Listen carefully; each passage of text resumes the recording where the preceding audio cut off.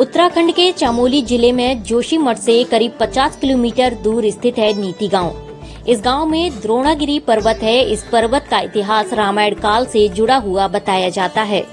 मान्यता है कि श्री राम रावण युद्ध में मेघनाद के दिव्य अस्त्र से लक्ष्मण मूर्छित हो गए थे।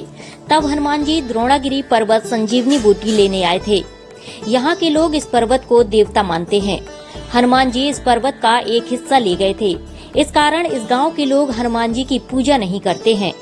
हनुमान जी संजीवनी बूटी को पहचान नहीं पा रहे थे, तब उन्होंने द्रोणागिरी पर्वत का एक हिस्सा उखाड़ लिया और इस हिस्से को लंका ले गए थे।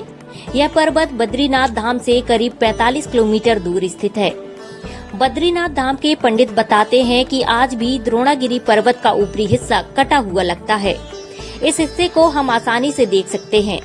गांव वालों का मानना है कि संजीवनी के साथ हनुमान जी जो पर्वत उखाड़ कर ले गए थे, वास्तव में वह उनके पर्वत देवता की एक भुजा थी। गांव के लोगों ने इस काम के लिए कभी हनुमान जी को माफ नहीं किया, आज तक उनसे नाराज हैं।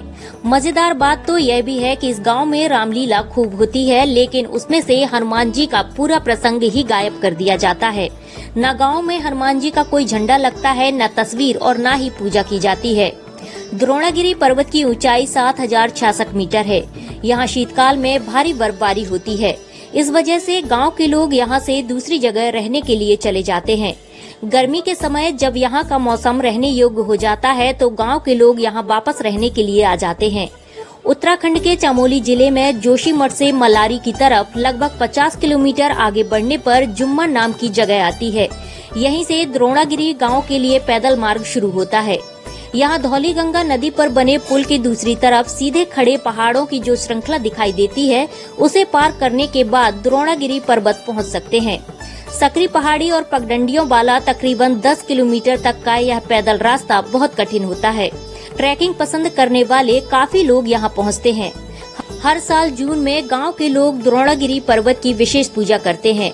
इस पूजा में गांव के लोगों के साथ ही यहाँ से दूसरे राज्यों में रहने गए लोग भी शामिल होने के लिए यहाँ आते हैं। ब्यूरो रिपोर्ट, टीम पल पल इंडिया।